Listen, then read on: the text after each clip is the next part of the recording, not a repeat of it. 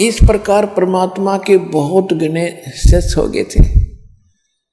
अब कोई वहाँ परमात्मा के दरबार में दुख, जो परमात्मा वहाँ सत्संग करते थे, कहीं खड़े होकर किसी वृक्ष के नीचे बैठ जाते थे, तो वहाँ कोई दुखी आता था, भगवान के दर्शन मात्र से, सत्संग सुनने मात्र से उसको बहुत राहत हो जाती थी।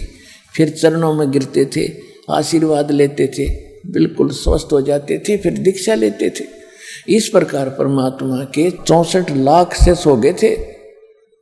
5 वर्ष की आयु में परमात्मा सत्संग करने लग गए थे, 5 वर्ष की आयु में। और बड़े बड़े ऋषि ऋषियों को फिट्टे मुँह कर दिया था कबीर परमात्मा ने।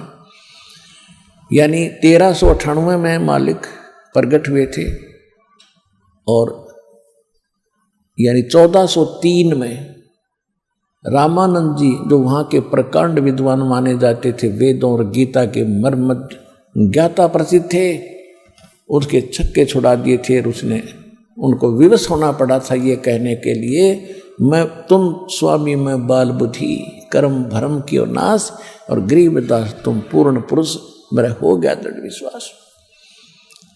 तो इसी प्रकार परमात्मा के 64 लाख शिष्य और एक धानक के, एक जुलाहे के, एक गरीब, एक निर्धन के, अछूत के, जिसको हम सारी उल्टी उपमा दे रहे थे, और उसके इतने शेष होना, तो हमारी बुद्धि पर पत्थर पड़ रहे थे। हमने भगवान का पता ही नहीं था।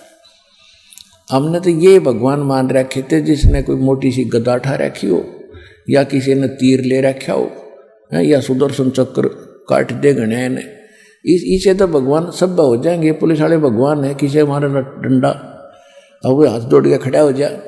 पहले समय में तो ऐसा ही होता था। तो ये भगवान नहीं होते, इनसे हटकर होते हैं जो अच्छे। जैसे पुलिस वाले हैं, पहले एक बुरा हाल कर रखा था जनता का जब गुलाम था भारत, लेकिन वो पुलिस अलग डिपार्टमेंट है, जो हथियारों वाले हैं वो अलग है। राजा तो बगैर हथियार के रहता है, वो स्वयं हथियार नहीं उठाता। तो इसी प्रकार हमारे जो भगवान थे वो समर्थ थे, वो उनको हमने भगवान मानना नहीं। जिसके हाथ में डंडा उसने सारे भगवान मान ले, सारे राम राम करे।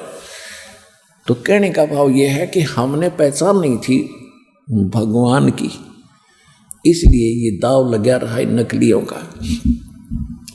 तो सब बहुत से सुखी हुए, परमात्मा के 64 लाख